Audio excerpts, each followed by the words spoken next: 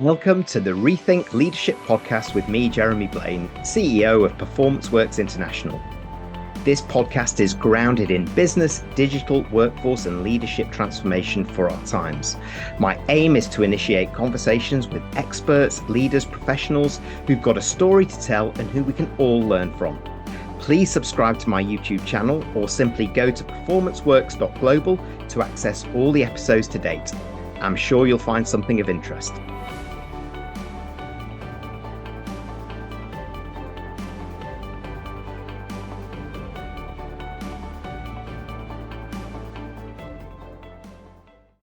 Hello and welcome to this episode of the Rethink Leadership Podcast.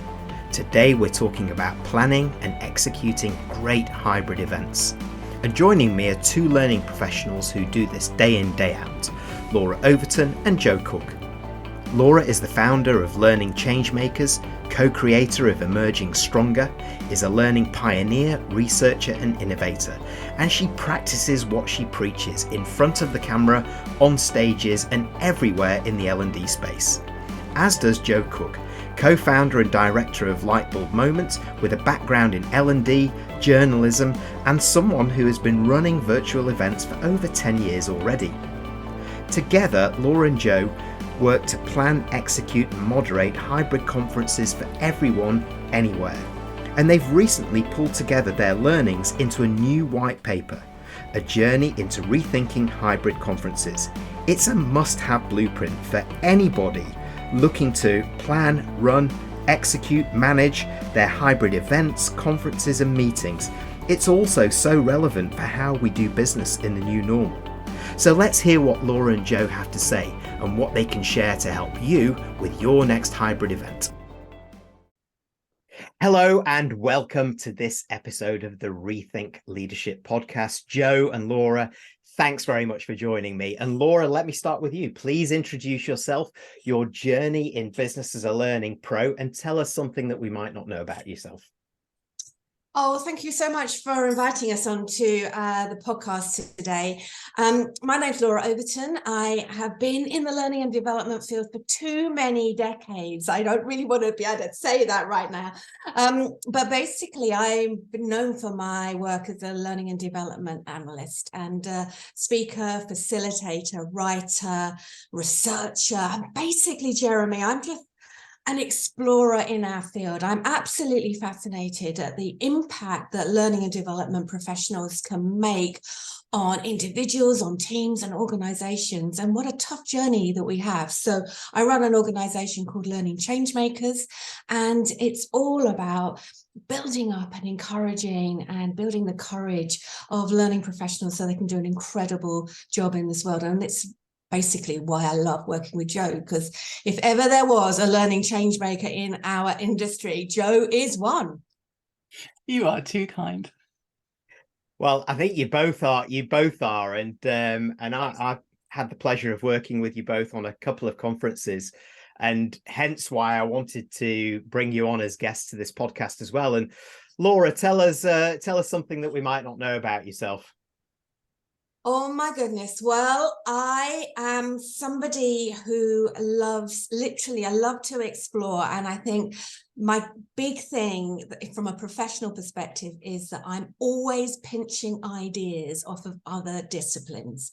And it's just something that I just can't help myself but do. But I'm reading about things that are completely unrelated to our field, and always looking for inspiration on how I can think differently about my own field. So some people may have spotted that about what I do, but now everyone knows. So it's absolutely out there. But hey, it's always be learning, right? And you don't know where you're going to get that learning from. The most unusual sources sometimes, not just the traditional ones. So Joe, let me ask you the same questions. Tell us a little bit about yourself, your business, and something that we might not know about you. Okay, so I've been working in learning and development, I'll be honest this time, 25 odd years I've been doing this. And I've been around education stuff almost since I was a teenager, if I'm honest with you.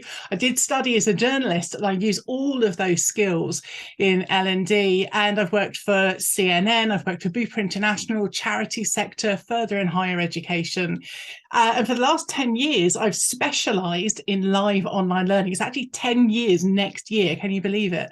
And that's what I absolutely love. I love L&D as a whole. You know, I was deputy editor for Training Journal as a while. So having that breadth across those different disciplines and subjects was amazing. But specialising in helping people with their virtual learning, with their webinars, with their hybrid conferences, you know, this is something that's really quite special and quite needed. So I run Lightbulb Moment along with my brother. We are business partners and we run that together. So there's a whole adventure there working with your brother. And something people don't know, I'm going to go something slightly different, something I used to do, and talking about kind of different experiences that we bring with you. So I like to call myself a biker sans bike. So I don't have any motorbikes anymore, but I used to. And one of the things I used to do was be a marshal at British Superbikes. So I used to be in very attractive orange overalls and one of those people that would wave the flags, and I had training with the fire extinguisher to go and pick people up off their motorbikes. So that was a completely different experience from what I do day to day. So it's a long time ago now, but that's something that maybe not a lot of people know. Well, I didn't know that, and I'd never have guessed that either. Thanks for sharing that that with us, Joe. And I'm going to stick with you, actually, because you and Laura, you've launched this brilliant brand new white paper, A Journey into Rethinking Hybrid Conferences very now. So many great insights. And I'd love to know what drove it, first of all, and why you feel that report is so important for today's business.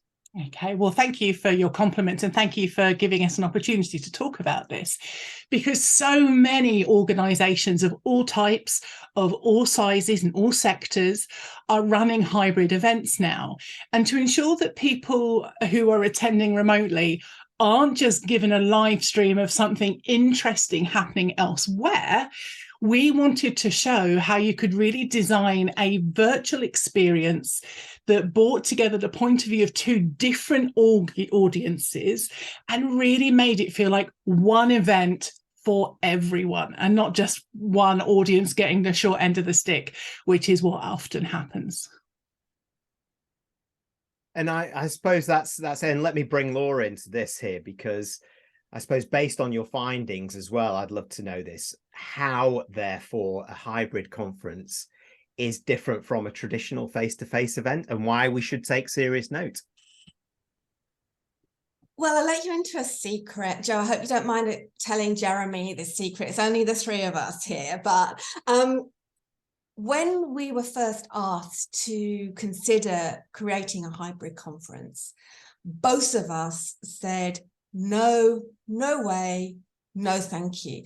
I had been chairing an international conference for 10 years, face-to-face with Speaks Exchange in Berlin. And we had already built up a really great reputation for this exchange to be an exchange of information. And during COVID, there was this opportunity to say, okay, well, do we take this online? And I said, well, if I'm going to do it online with anyone, I want to do it with Joe. Because you just, and both of us were like, we really don't want to, because we've had so many bad experiences where if you're in the classroom or if you're in the face-to-face environment, the online people just get a video of what's going on and don't feel connected in any shape or form. And very few people have got it right at that point in time. But basically, we broke out of, as soon as we were allowed to, we broke out of COVID restrictions, and we had a coffee together, and we said, well, the world's longest coffee. I think there might have been 3 or 4 coffees involved. It was the world's longest coffee, and said, well, if Joe and I were to do a hybrid conference, how would we do it? How would we design it from scratch? And I think, to your point, your question, Jeremy, what makes it different is that, picking up from what Joe was saying, it was always about, let's be agnostic about the space. let's put the individual, the participant, right at the heart of this experience so that they get the same experience wherever they're at, if they're on a table discussion in the room or if they're in a breakout online. We get the opportunity for them to be able to connect and learn from each other. And I think the other key finding for us as well was the fact that as we didn't have speakers doing lectures, but we actually invited contributors to stimulate conversation. So everyone who was on the platform, in inverted commas, was actually there to say, we want to be part of the next hour is a conversation. It's a place where we can all converse together about a challenge. And we've invited our contributors to seed that conversation rather than to be the experts, which of course they were. And everyone, luckily, what made our findings, all the contributors actually were really confident and happy to experiment with that new format.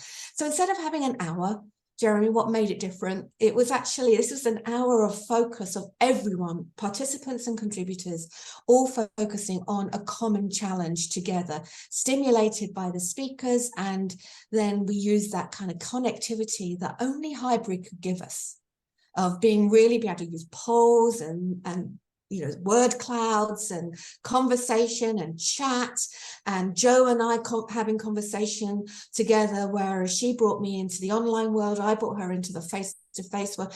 It was this kind of like seamless kind of process that we tried to create, where the participant and the problem was always at the center of our process. So it was a little bit different, a little bit scary, Joe, huh? Oh my goodness, especially the first one we did. Yeah.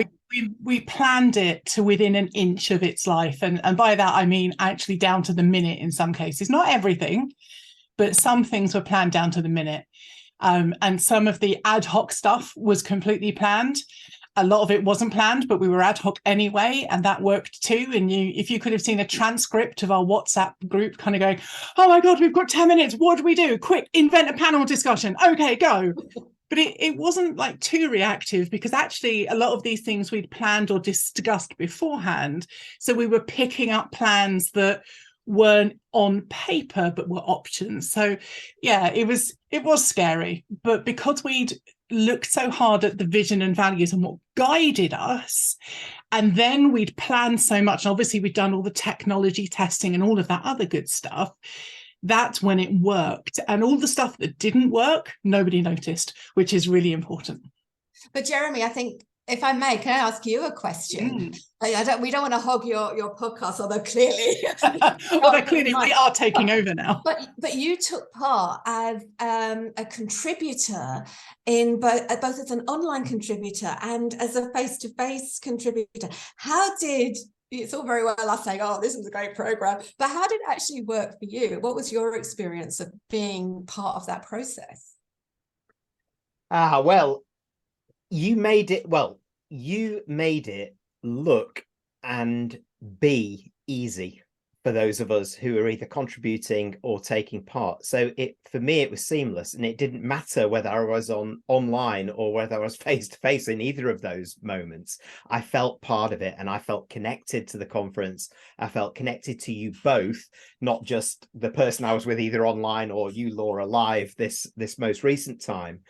And what I really loved, and echoing what you talked about, Laura, what I really loved were that the participants were always at the heart of things. So the way that you briefed us also as contributors was quite different in many ways to what I might have done in a live conference. And it shouldn't have been, but this has helped us almost fine tune it. And it helped us connect, share, drive mutual learning, those kind of things. Contributors stimulate the conversation, they don't hog it, those kind of things. And it makes it ultimately more practical for both the participants, but also us as contributors who become part of the learning experience too. So that's my take out of it. What do you say to that, Laura? I love that, because what I think is really interesting, having chaired conferences, maybe not as many as Laura, but a few, is that sometimes you don't know a lot about the content and what's driving the person. It's a little bit more of a logistical conversation. But with Laura and I, and the way we planned this conference, I knew so much about the content that was being delivered by you and the other contributors. I learned from that. And hopefully, I know certainly for a few of our contributors, they learned much more about the digital approach. So like you say, it was learning all round, not just for people attending, it was for absolutely everybody, which I think is really important. Yeah, and in fact, I'm going to stay with you there, Joe, because what you've been able to do is you've been able to consolidate this in a fantastic kind of insights document for anybody who's doing this, your journey into rethinking hybrid conferences. So from that and those experiences that we've been discussing, what are the challenges and new opportunities that present themselves when designing hybrid events, conferences, or even meetings that are done this way? Yeah. So the reason that they're so popular, that hybrid is so popular, is since the global pandemic, individuals, teams, organizations, decision makers, whole industries have seen that their meetings, their get-togethers, their work and their learning can be done virtually. So for so many people, whether, life had to go on, work had to go on, and the reach of those meetings or collaboration or learning, that could be extended in a way that had never been done before. And now that flexible working and hybrid working are so much more prevalent in a lot of organizations, then the opportunities for the hybrid events really can bring this all together. But the challenge is doing it well. So just like in 2019, so many people said that their work or their training could not be delivered virtually. And they discovered in 2020, when they had their hand forced, of course, most of it could be done. But the challenge now has gone from it can't work to, yeah, but it's not really that good. But that's because a lot of the time virtual offerings weren't designed, they weren't delivered by someone trained and experienced enough. So of course they won't be any good. And that's the basic challenge of hybrid events now. It's exactly the same. Yeah, I was writing as you were talking there, and I think that one of the things that I've learned and experienced within this, and it links very close to what you said about that journey through the pandemic of remote work and so on, is that this stuff takes a lot more planning and preparation, and that's often where it falls down. And without that in place, you're not considering all of those moving parts which you need to manage, including, of course, the technology. And when you've got a conference, rather than just your own technology and your own little meeting, let's say online, that's far more important to look at. So that for me is where the rubber hits the road. And I'm going to come back to you, Laura, and put you on the spot here, and get out some of those great key messages that you've got in that white paper and from your experience. What are the must-dos when we do start designing hybrid conferences then? What has to happen? Well, people haven't picked it up already. It's clearly putting the learner or the participant first. And also having kind of a unifying vision.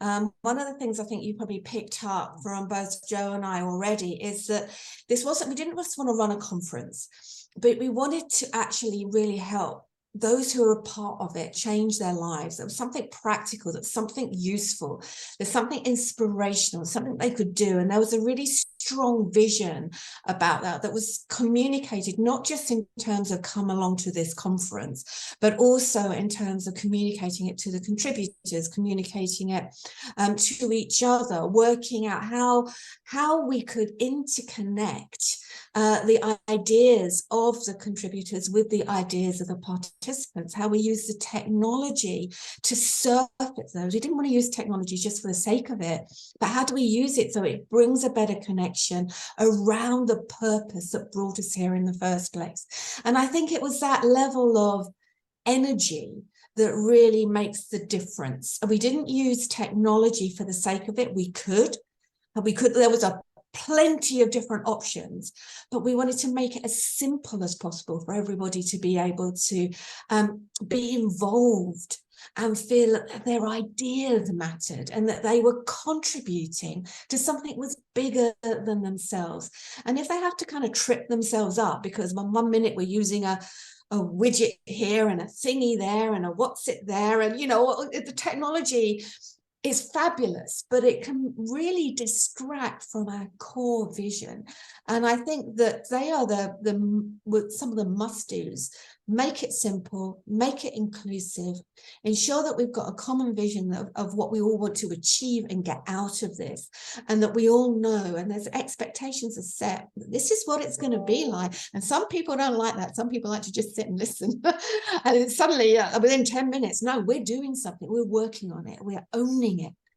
And I think that's really what, love it or hate it, that's what they got. Yeah, but you know what's really interesting while you're talking is that I could have asked you a question about modern business or modern leadership in the hybrid world and how you do this, and it could have been exactly the same answer. Let's have a common vision. Communication is the key. Collaboration. Have tech that doesn't overwhelm, but it enables our co-working and collaboration. As important as it is for the conferences, the meetings that you're running, it's as important if how we do business these days, isn't it? Internally and externally. So a great link of getting this right to actually getting so much more right. And maybe this is an unfair question. I mean, would you agree with that, Joe, that sentiment? Of course, absolutely. And so many of our cultural challenges, our technical challenges, they're interwoven. And I don't know whether you like this phrase or not, but often they start at the top. And therefore, the solution starts at the top. I mean, your book is all about this, about all of us being leaders and all of us taking this on board, but especially people in those senior and decision-making roles. And that's one of the reasons for our white paper is we really wanted to help people think about this. I had a conversation with somebody recently who'd downloaded the paper, phoned me up for a chat, and that was exactly what had happened, because he said, we've been thinking about running a hybrid event. I don't really know what's involved, but having read the paper, it's made me think much more from the learner point of view rather than from how do we sell tickets and how should we price it and what technology do we need. And maybe thinking about that in that way for one event is also going to roll out and maybe help people think about that for their staff and for all of the other parts of their business as well. So yeah, absolutely agree with that. Well, let me stick with you on that then and just go into that a little bit deeper and bring out from your experience and from the white paper there those top tips and traps to avoid when you are planning and running that hybrid conference or the hybrid meeting. What kind of nuggets can you give us, Joe? I think probably the biggest one is that you are designing a digital event. So, your vision, your values, all of this stuff that Laura's talked about, absolutely essential in terms of that guiding star. But then when we start thinking about, a little bit more about the logistics and the technology and how is it going to work, it's a digital event. It's not a face-to-face conference. Oh, and we've got some people dialing in, because that's a very different experience. We've all had those, telephone meetings where everyone in the room vote, right, okay, this goes through. And you're thinking, well, hang on, I'm on the phone and no one's actually asked me for my vote verbally.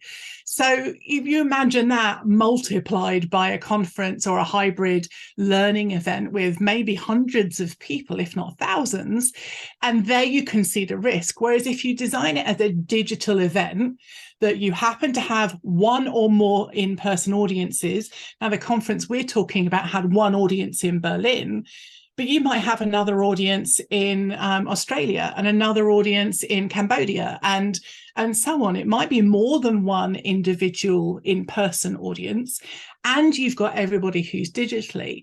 So you need to put in, quite frankly, the time, the resources, the staff. They need the right experience to be able to do this.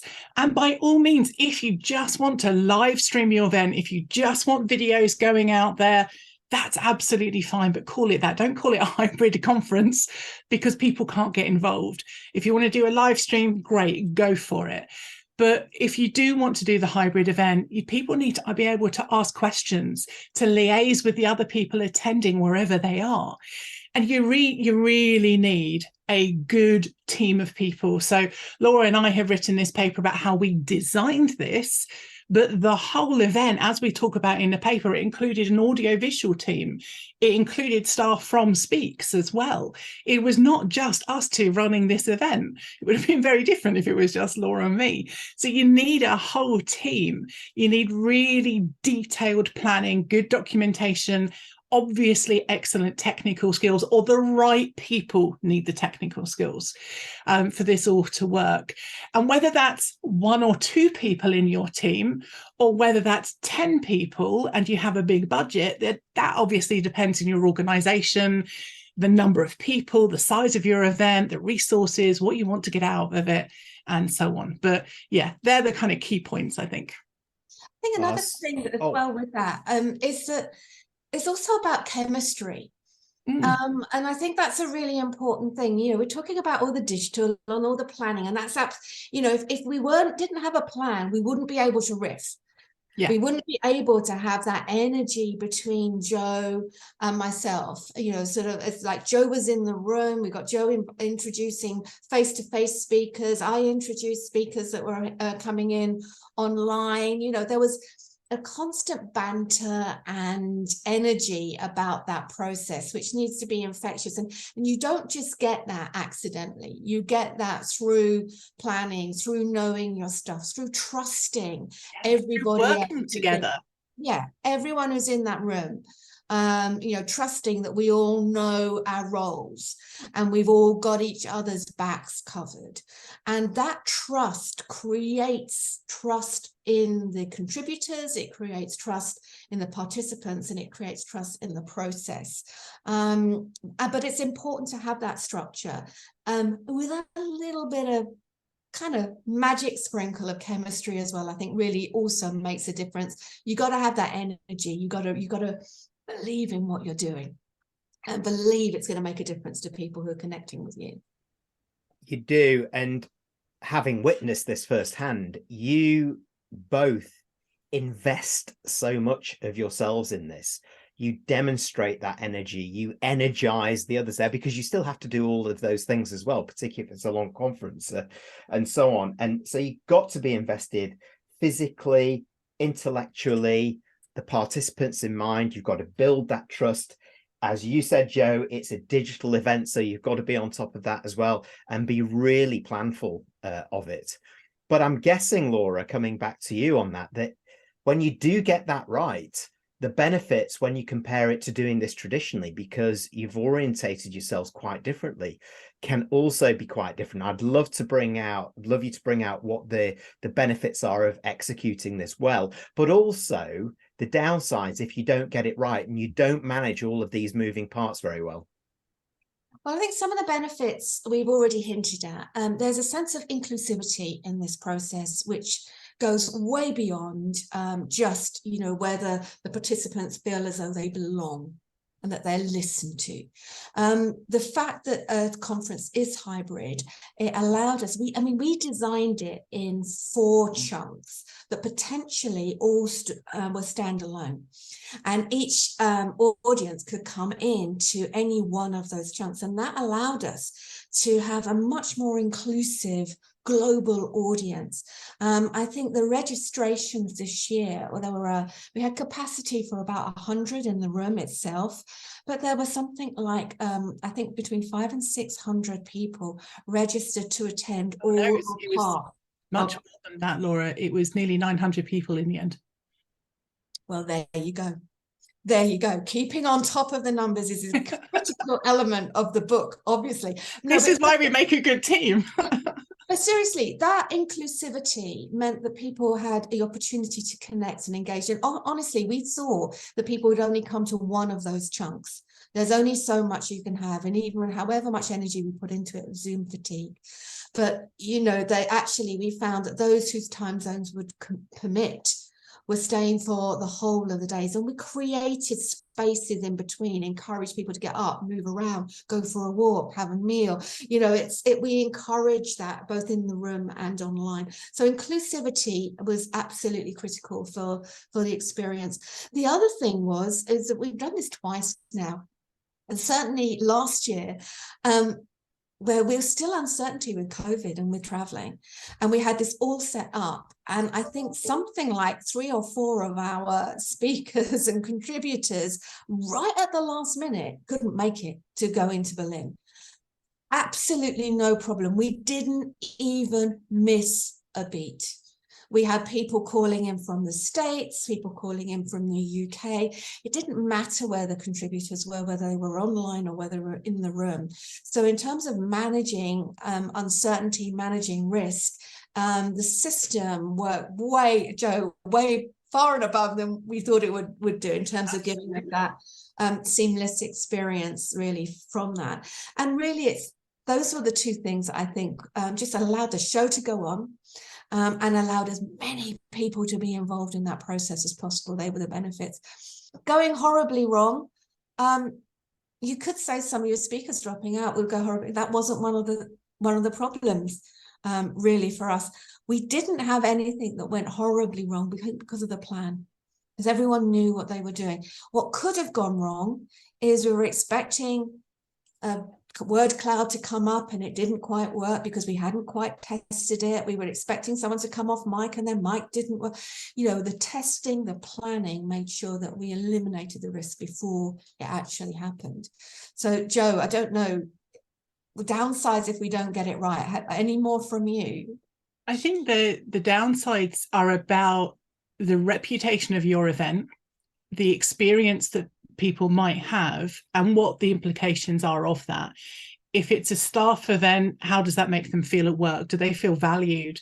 Are you going to lose them? Is it just another nail in the coffin for their experience at work?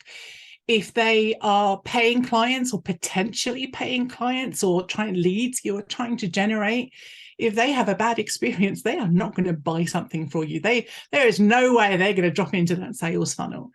And if they are somebody that you're trying to help learn or change their behavior in some way, if they are not emotionally invested in this, if they are not actively involved in that learning, whether that's virtual face-to-face or hybrid, then you are limiting your chances to be able to do that.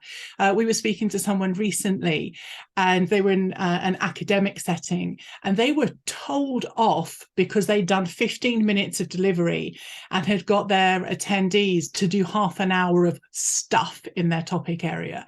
And they were being told off because they weren't teaching them for that 45 minutes.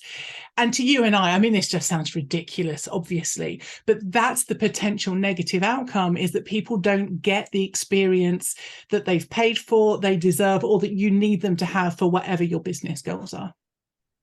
Well said. And that reputational point being so important these days as well, internally and externally, is your opportunity or it's your big risk. And that's why you have to put in so much more work for this. And some of these things are really worth reinforcing. Again, that inclusivity, you've got the potential for a broader audience. You talk about your 900 registrations. That would never have happened with a one track conference.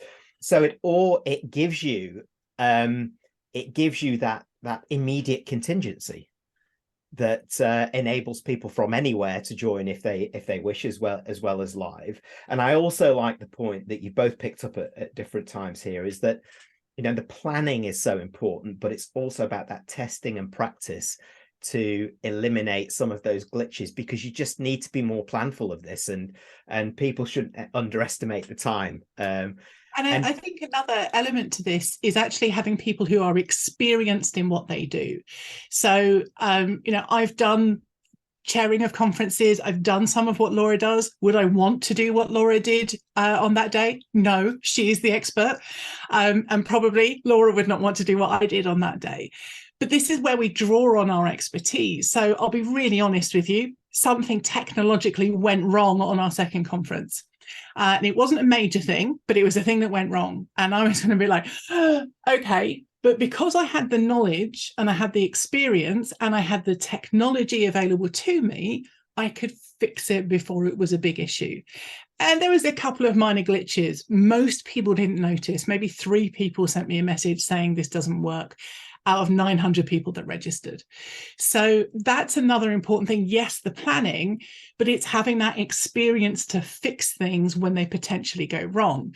And I think this kind of leads me into, the must-dos on the day of the event. Laura talked about how important it was to have that trust. And part of that trust comes through that communication.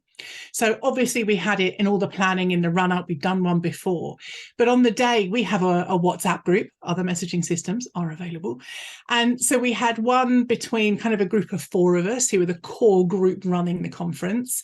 I had one with the tech guys. I had one with another tech guy. Laura and I had one on our own if we needed to, and not bombard everyone. But the point being, this really helped us to kind of go, oh, we're behind time, let's drop this. Or we're ahead of time, let's flex and do this thing instead. And that communication was really, really important. And on the day of your event, you need to be at your event early. You need to be live online early and double checking and triple checking everything, all your documents, all your timings, all of your backup systems and options. So there's the tech part that you need to do. But also there's the importance of what Laura was doing in the room, which is just talking to people and making them feel comfortable and making sure everything's ready. And my job online, doing the welcome, making sure people feel comfortable and gearing up for that interaction and that engagement, and not just you sit back and listen to a live stream. So that's where that trust and that comes from, and executing that day really, really well. Yes, and it's beginning to resonate, I'm sure, for everybody tuning into this as well, just how much you've got to think about and how working as a team can really be a benefit within this. You talk about all these different people involved, and I'm going to come to both of you for maybe it's a summary, but an opportunity for you to give me some advice. So let's say I am running my event tomorrow. So it's a go. It's live. Laura, I'm going to come to you first for, okay, what are my 2 or 3 must-dos to make sure it's a success? And then I'll come to you, Jo. Well, if you're in the room, look down the camera, because you want to be there for everybody, not just for people in the room. So think inclusivity all the time. Everything that you do, where physically where you are, your energy, who you ask questions to, help people feel as though they belong. And I think that would be that's my kind of gut reaction. Because to be honest, Jeremy, if you're only doing it tomorrow, you haven't got a lot of time to put all this big plan in. So I would say, at least do that, and I think that will make a world of difference to make people feeling that this is a place they want to be. Yeah, beautifully put, Laura. Jo, what else can you give me in terms of tips for my go live now? Okay, love what Laura said. I think I'm going to go with the technical documentation side of things. And I think it would be, if it's tomorrow, tonight, review all your documentation, review all your tests, make sure that you know everything is right and in place, that there's nothing that's a bit woolly. We're just going to see how that bit goes, because that's the bit that will probably go wrong. And just make sure all of that is ready and you are ready and comfortable, whether you're doing online or in person or a bit of both, that you know how that's going to work. Because the times things have gone wrong for me are the times when I don't know what's happening. And the times things go right, it's because I've put the planning and the prep in and I know everything is going okay. Even if that knowing is, Laura's got this, it's her bit, that's okay too. And that's where your team comes in. So yeah, just check everything and all of your team knows what's going on. Great. Well, I'll let you know how it goes. Good luck. Oh, it sounds easy. Yeah. We are not available tomorrow. Right. Well, sobering food for thought for those of us that are lucky to run these hybrid events. So for both of you, thank you so much for joining me for this discussion. I know a lot of people who are listening or watching will want to get hold of the report, want to continue the discussion with you both. How does that happen? Where do they get it, and how do they get hold of you?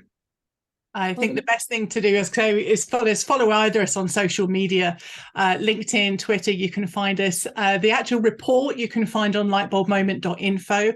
You can find it on that website. It's quite a long URL, so I won't read it out here. I know you'll put it in the show notes for us. On Twitter, I'm at lightbulbjo. I'm Jo Cook on LinkedIn. And Laura? Yeah, so I'm on LinkedIn. You can follow me at Laura Overton, and also be writing about this on the Learning Changemakers newsletter on LinkedIn as well. So do give that a follow, because we are constantly doing things where we can explore and connect and engage together. So love to see you there. Great. Well, look, thank you so much again for joining me, both of you. Enjoy your next conference. Goodbye. Thank you. Thanks a lot. Bye. Thank you for tuning in to this episode of the Rethink Leadership Podcast with me, Jeremy Blain. Please subscribe to my YouTube channel or simply go to performanceworks.global to access all the episodes to date. We'll see you next time.